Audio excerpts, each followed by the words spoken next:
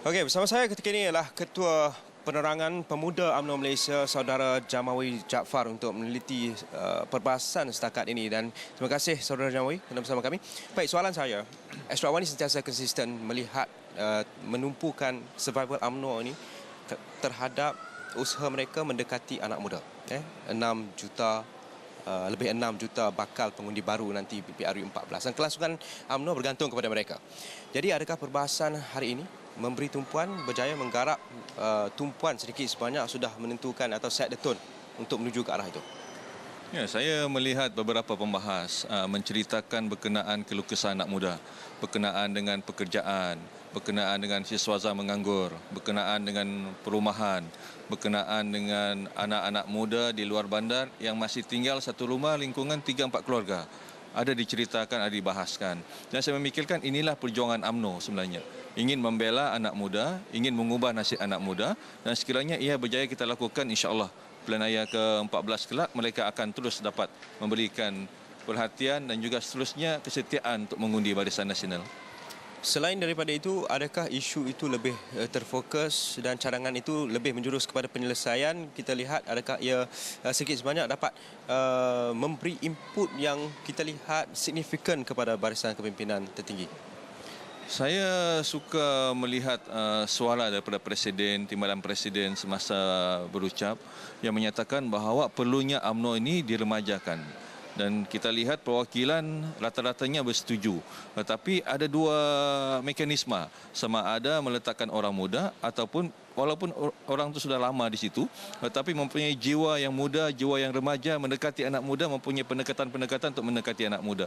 Jadi inilah meremajakan UMNO, tidak semestinya orang muda diletakkan di tempat menjadi ketua bahagian atau menjadi ketua cawangan, tetapi biarlah kita bergandingan untuk memastikan bahawa UMNO ini akan menjadi wadah perjuangan.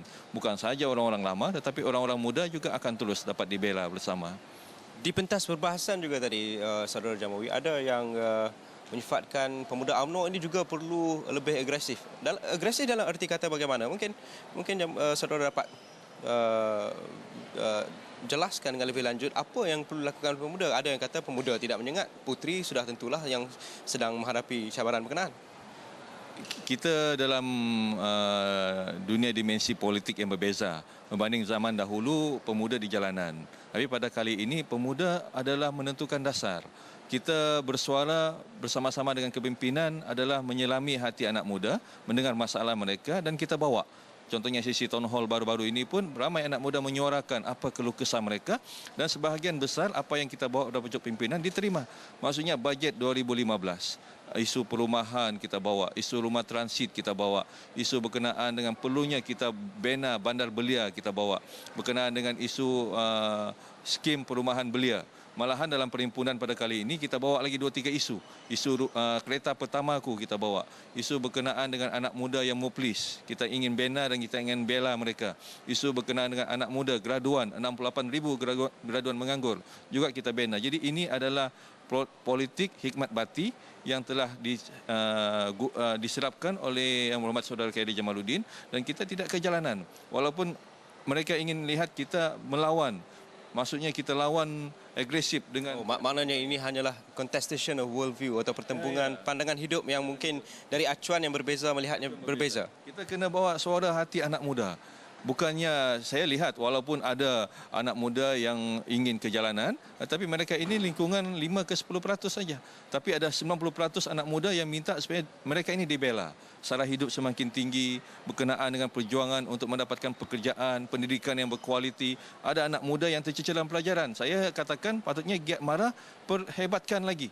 Anak-anak muda ini untuk kita bagi latihan kemahiran. InsyaAllah mereka akan jadi insan yang berguna seperti yang dikatakan oleh Presiden Jil UMNO tersebut. Baik, terima kasih Saudara Jamawi kerana bersama kami dalam Awani 745. Hans Yusof, itu sikit sebanyak rumusan untuk Perhimpunan Agung UMNO 2014 untuk hari ini. Saya Ashwa Ismail, mewakili rakan setugas kita yang lain di PWTC ini. Kita serah semula Hans Yusof di Bukit Kewangan. Silakan Hans. Okey, baik, terima kasih Ashwa Ismail untuk laporan Perhimpunan Agung UMNO 2014 dari PWTC.